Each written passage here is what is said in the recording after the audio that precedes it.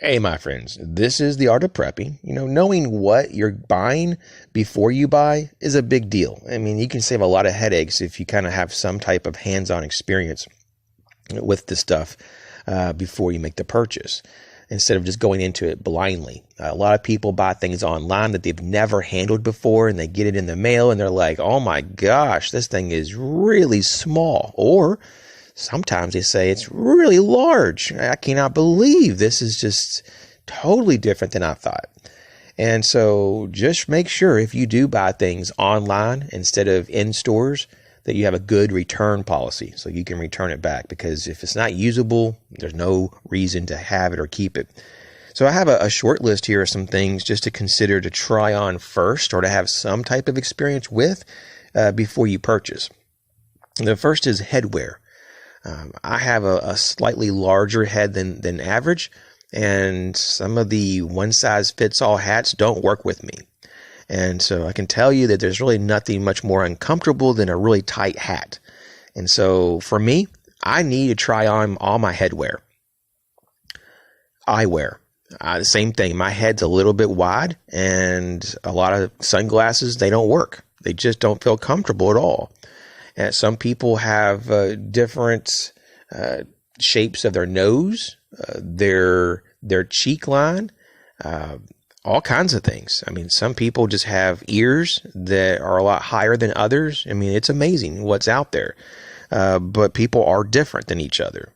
And so eyewear is something that you really do need to try on. You know, a lot of people are lucky, though. They order online and it just happens to work out. But I know a lot of people, including myself, that things don't work out. And it's just best to try things on. Clothing, obviously, and there's a lot of different brands that have different fits, if you will. They, like a size large with this company is going to be different than size large with that company. Or this company, the length of the pants are longer than this one in the same size. I mean, there's all kinds of examples like that I could give you. I remember in the past that I bought some Old Navy jeans. And those Old Navy jeans were like 2 inches, larger in the waist than Levi jeans. And I don't know if they're still, that different now, but it was like over 10 years ago when I did this. I was shocked. And so I had to get a lot smaller size, Old Navy jeans than my Levi jeans. But that was just an example of like, wow, you really do need to try things on. Also, like when it comes to clothing, what about gloves? There are so many different brands out there that I've tried, and extra large gloves are not all made the same. Some of them are like, they feel like they're like XXL, and some of the brands feel like that they're size medium. And so I've learned that not to take just the label, as, the absolute truth, in the matter. That, even though typically I wear extra large gloves, I need to try those on. What about belts? Belts are typically pretty easy to get along with, but sometimes it's the width of the belts, and sometimes it won't fit on a pair of pants because the belt loops aren't big enough. And so just be aware of how wide the belt is. A lot of times we kind of overlook that part. It typically isn't a problem, but when we're looking into more like heavy duty belts, leather belts, they can get kind of thick and wide. Footwear.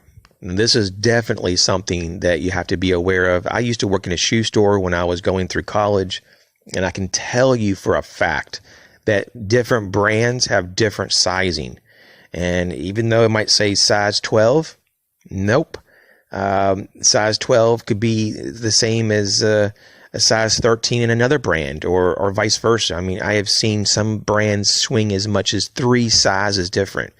And you wouldn't think that would really be out there, but there really is that.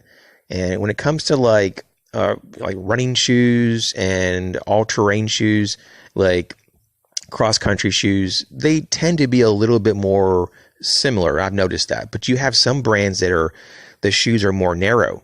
Like, for example, Nike and for a while there, Reeboks, they were running a little narrow.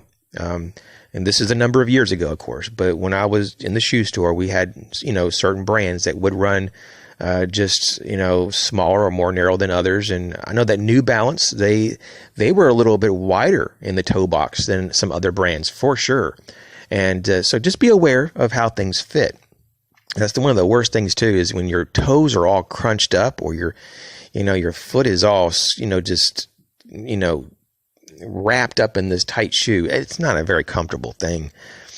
Now, the next is backpacks. And for a lot of people that do backpacking and hiking or are putting together a bug out bag or a go bag or whatever bag, you got to try your backpack on. And it's not even enough to put it on your back when you're in the store, but ask one of the associates if it's okay to put a few things in the backpack. Weigh it down if possible. One of the things that I do is I go over to the home exercise area, or the workout area, if you will. And I put a few dumbbells in it, in the backpack, and see what it feels like with 20, 30 pounds of weight, and see how the backpack is holding up. Does it support the weight? How does it feel on me? Is the weight going to my hips, or is it all coming and pulling down on my shoulders? So backpacks are something that, man, you can really get mixed up in a bad backpack if you don't try one on. I mean, even though some backpacks look really great, you go on Amazon and you see some pictures of these backpacks and you're like, oh my gosh, that is so awesome. But the reality is that a lot of those probably don't fit you at all. Being a very tall gentleman, I can't really use most of the mainstream backpacks. I'm just too tall, and my torso is long in the sense that it doesn't allow the hip belts to be on my hip. Literally speaking, most backpacks, the hip belt is 2 to 3 inches above my hips. And so I have to be very mindful to have extra long or, long backpacks, the ones that are made for tall guys. And so that's something that I deal with. I know there's a lot of other people that deal with it too. Some people are so turned off with backpacks because they've really never been able to find one that fits them right. And I can kind of feel you, because I'm in a situation that I almost look now for backpacks that don't have hip belts so that I can wear and use more backpacks that way. I mean, I can get away with it, but it sure is nice to have a hip belt to help relieve some of that weight off the shoulders. And so there's a lot of pros and cons depending on your body shape. Even though I like being a taller guy, I don't want to be a shorter guy, but I can tell you though, if you're of average height or even a little shorter than the average, you do have a lot more options than if you're a taller guy. And that's a fact. I mean, it's hard sometimes for me even to go into a shoe store and find a shoe in my size, or it's hard to go and find something that I really like.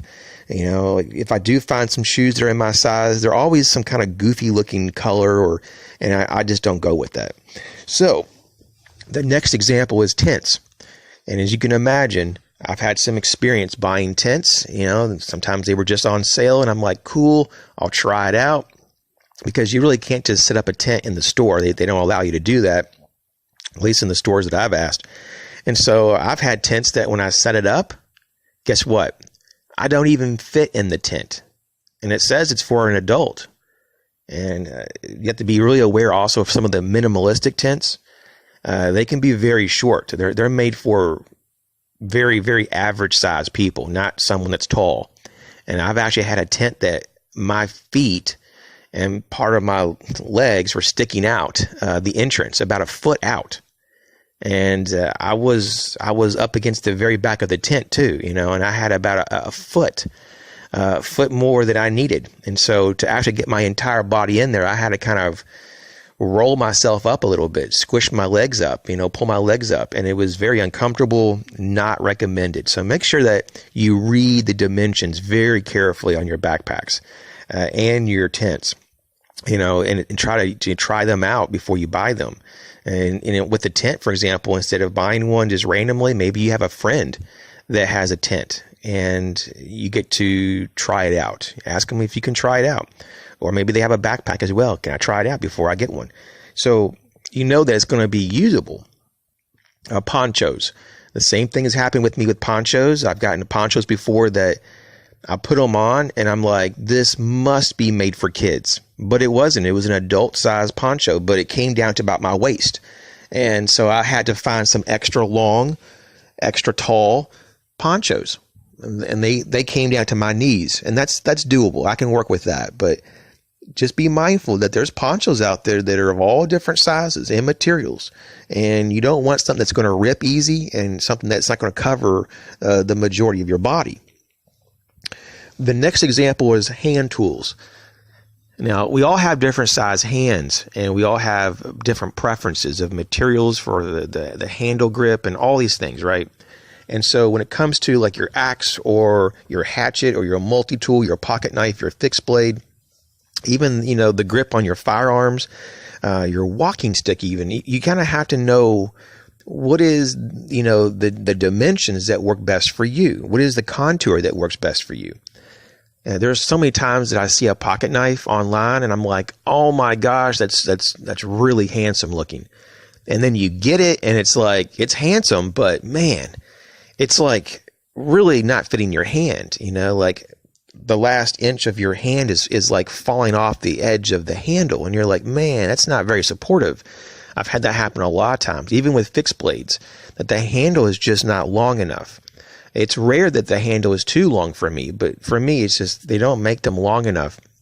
And I know it's not just me, because you go on different knife forums and you know, various places that deal with camping and outdoor sports. And a lot of people will kind of say, hey, just kind of be aware, this brand with this model, the handle is very short. And so basically the question is, for a lot of this is, do these things that we buy or we want to buy fit our body? And do they fit? Because if they don't, they're not going to work. I mean, they're not going to work well. And so we need to have, when possible, some type of trial period, you know, to have some hands-on experience, because it really saves up some grief. And so hopefully some of these examples help you. I know there's a lot of new preppers that are thinking about just going online and just ordering a bunch of stuff. I've been getting a lot of messages like that. They're saying, hey, I saw a tent, I'm just going to order it. Or I saw some ponchos, I saw some backpacks, and I'm really pumped. I'm just going to order all these things and get set up. And I mean, I'm really glad that you're motivated and you're doing something, but just be aware that things don't always fit everyone. And when possible, try these things out, or at least be aware of the return policy. So I wish everyone the very best. You guys take care.